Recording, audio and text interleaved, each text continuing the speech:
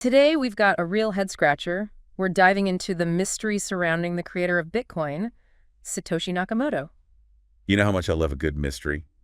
You sent over some excerpts from Who is Satoshi Nakamoto, an e-book by cybersecurity expert Nima Bagheri. Oh yeah, Bagheri. He's got some pretty interesting takes on this whole thing. He drops a bombshell in this e-book. Mm-hmm. He claims the creator of Bitcoin is none other than Adam Back.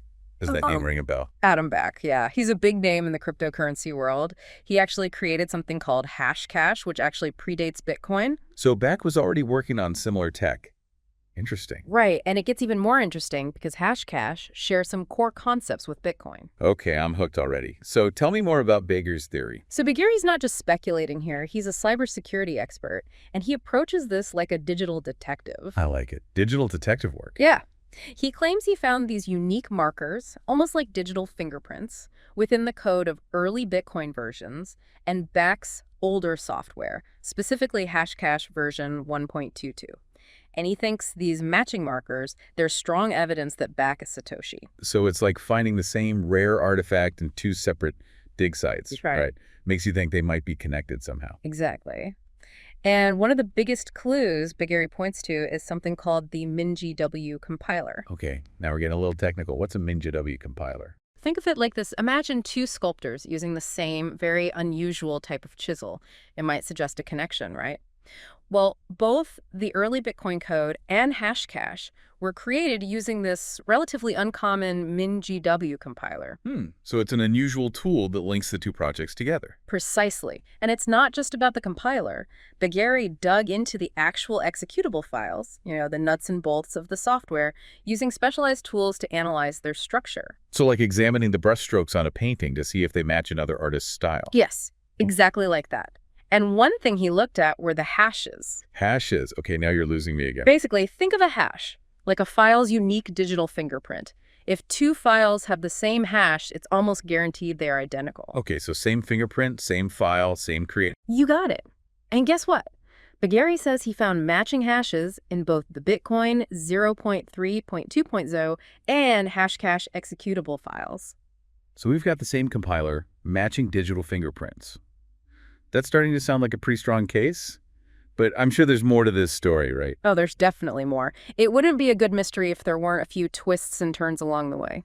Okay, so we've got this cybersecurity expert, Bagheri, playing digital detective. He's found these clues, and they seem to point to Adam Back as the mastermind behind Bitcoin. Right, but like any good mystery, there are always twists. Remember those matching fingerprints in the code?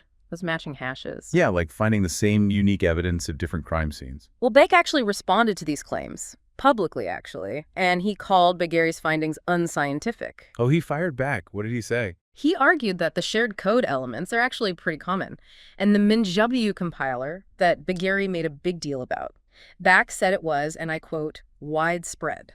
So Beck is saying, hold on a minute, these aren't smoking guns, they're just common tools. Exactly. He's basically saying that just because two pieces of software share some similarities, it doesn't mean they were created by the same person, which, is a fair point. It is a fair point. So we've got a bit of a standoff here, two different interpretations of the evidence.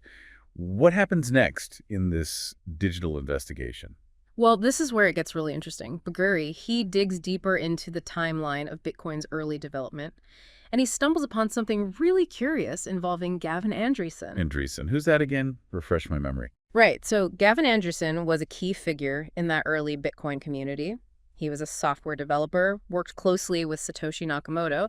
He even became the lead developer of Bitcoin Core at some point. Okay, so a very important guy in the Bitcoin world then. Very important. And here's where it gets intriguing. Bagheri claims that Andresen had access to Bitcoin's source code earlier than he publicly stated. Oh, so there's a secret chapter in this story. How did Bagheri figure that out? Timestamps.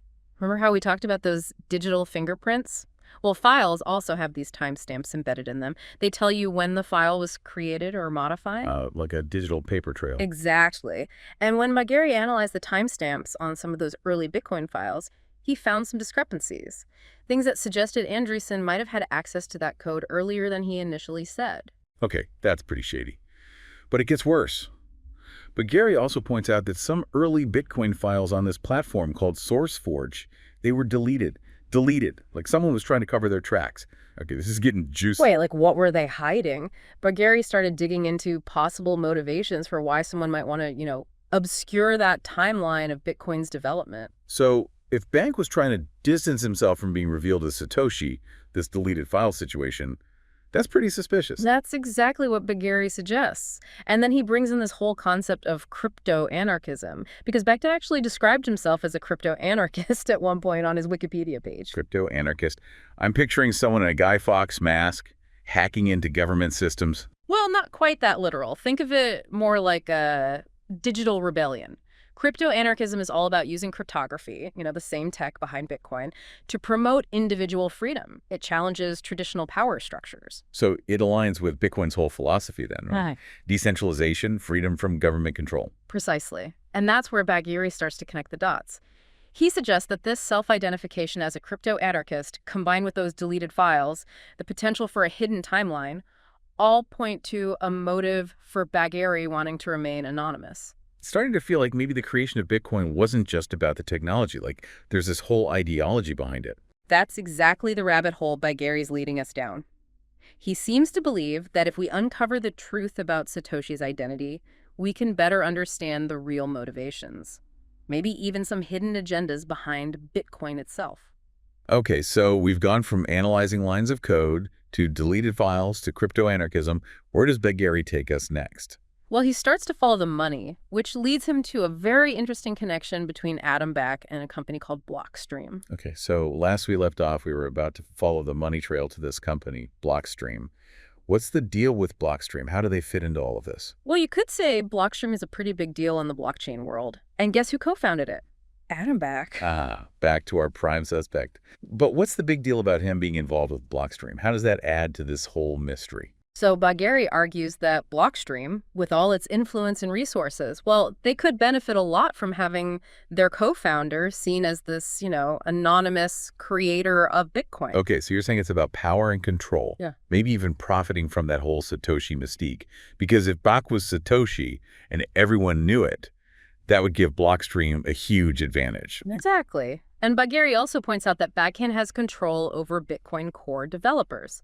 That, combined with Blockstream's funding, it just, raises some eyebrows, makes you wonder about potential conflicts of interest. It all seems a bit, secretive for something that was supposed to be all about transparency. That's Bagheri's point for sure. He seems to be implying that the reality of Bitcoin, it might not be as idealistic as it once seemed. But to be fair, these are just Bagheri's interpretations. Beck has denied any connection between his work with Blockstream and this whole Satoshi thing. Yeah, of course. He has to protect his company, his reputation.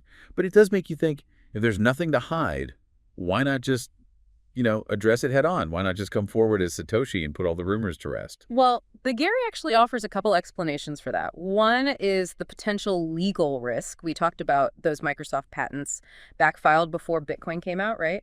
Revealing himself as Satoshi, it could mean a huge legal battle with Microsoft over the intellectual property behind Bitcoin. So he's stuck between a rock and a hard place. Because claiming his place as Bitcoin's creator, that could shake up the whole crypto world. It's definitely something to consider. And then there's the wealth, the scrutiny. If Bank really is Satoshi, he's sitting on a fortune. And that kind of wealth attracts a lot of attention. Media, tax authorities, you name it. Everyone wants a piece of you. I can see why someone might shy away from that, even if it means dealing with all the suspicion and speculation. Right. And let's not forget about the cultural impact. Satoshi Nakamoto being a mystery, it's almost become a part of Bitcoin's identity. Right, like revealing his identity. It would be like finding out Banksy's just some random guy. Kind of takes the magic away. Exactly. So there are lots of reasons why Bank, if he were Satoshi, might stay quiet. Whether those reasons are good enough, well, that's up to you to decide. This has been quite a deep dive. We went from analyzing code to, shadowy crypto anarchists to following the money, and now we're trying to get inside the mind of a tech icon who might be hiding in plain sight.